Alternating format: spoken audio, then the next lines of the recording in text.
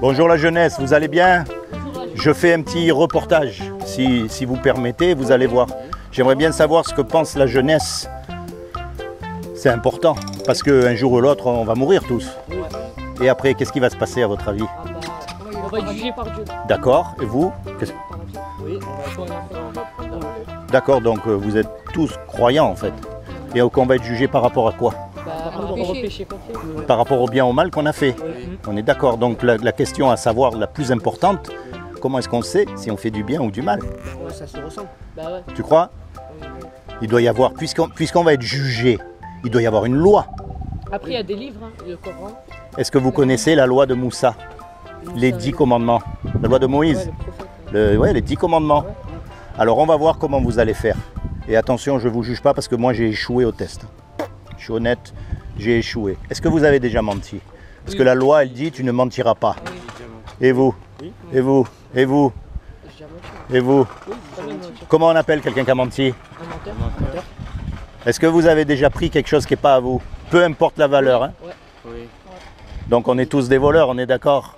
Est-ce que vous avez déjà regardé une femme dans la rue avec des idées dans la tête? Ouais. Ah oui, c'est Eh, tu sais pourquoi elle est merveilleuse cette loi? Parce qu'elle ferme la bouche à tous les hommes. Il n'y en a pas un qui pourra dire, moi, Dieu, je mérite d'aller au paradis. Et si Dieu nous juge par rapport à cette loi, forcément on est tous coupables. Et si on est coupable, c'est quoi la punition? C'est l'enfer pour l'éternité. Et ça, vous avez remarqué comme ça nous chatouille? On ne veut pas y aller, hein? Ouais. On préfère ne pas y croire, hein? On préfère penser à autre chose. Hein? Pourtant, c'est ce qu'on mérite tous. Maintenant, je vais vous dire une chose. C'est Dieu qui nous a fait. Un créateur, il aime ce qu'il fait. On est d'accord? Un musicien, il aime sa musique. Un cuisinier, il aime la cuisine. D'accord? Donc, Dieu, il nous aime parce que c'est lui qui nous a fait. Et il ne veut pas qu'on aille en enfer. Donc il a fait quelque chose pour que vous et moi, malgré qu'on soit coupable, on puisse éviter d'aller en enfer. Est-ce que vous savez ce qu'il a fait? Bah, il a déjà trouvé la conscience. Allez-y, dites. Alors je vais vous dire ce qu'il a fait Dieu. Parce qu'il n'a pas trouvé un homme sur la terre qui soit juste. Il n'a pas trouvé un homme qui puisse dire j'ai pas menti, j'ai pas volé, j'ai pas regardé de femme, j'ai pas fait toutes ces choses. Pas un. Donc il y a 2000 ans, il est descendu lui-même sur la terre. Et il a pris une forme humaine, il s'est revêtu d'un corps qui est Jésus. C'est pour ça qu'on l'appelle le Fils de Dieu. C'est pas parce que Dieu il peut avoir un fils, il peut pas, c'est un esprit. C'est comme les musulmans, on les appelle les fils du désert. Mais le désert, il peut pas avoir de fils. On est bien d'accord. En fait, c'est Dieu lui-même qui est venu. Parce que c'est le seul qui est juste, c'est le seul qui est miséricordieux. Et il est mort à notre place sur la croix. Le sang a coulé pour que tous nos péchés soient effacés. Et il a dit, quiconque croit que Jésus est le Fils de Dieu dans ce sens-là et qu'il est ressuscité des morts, il aura la vie éternelle à mes côtés. Mais ça ne suffit pas ça. Parce que les démons aussi ils croient. Il y a un mot qui s'appelle la repentance.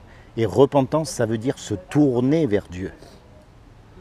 Alors moi, ce que je vous encourage, mon but, ce n'est pas de vous envoyer dans une organisation, dans une secte, dans une église, dans tout ça, non. Quand vous êtes tout seul, pensez à ces choses. Parlez à Jésus. Dites-lui, moi j'y crois pas. Dites-lui, moi je suis musulman. Jésus, je suis musulman, comment je fais? Est-ce que tu m'aimes? Est-ce que tu veux me protéger? Est-ce que tu veux m'aider? Dites, il faut commencer à lui parler, à avoir une relation personnelle, parce que c'est ce que Dieu cherche. Vous savez pourquoi? Vous êtes unique. Vous savez qu'il n'y en a qu'un comme vous? Et ça depuis que l'homme existe. Il n'y en a qu'un comme vous. Il n'y en a jamais eu deux comme vous. Ça montre que ce que Dieu veut, c'est une relation personnelle avec vous. Il veut vous parler à vous, il veut vous aimer, vous protéger, vous guider, vous conduire. Et puis, plus que tout, le jour où vous mourrez, il veut vous donner le paradis éternel. C'est comme si on fait un braquage tous là. Imaginez, on fait un braquage et on se fait serrer. On passe devant le juge.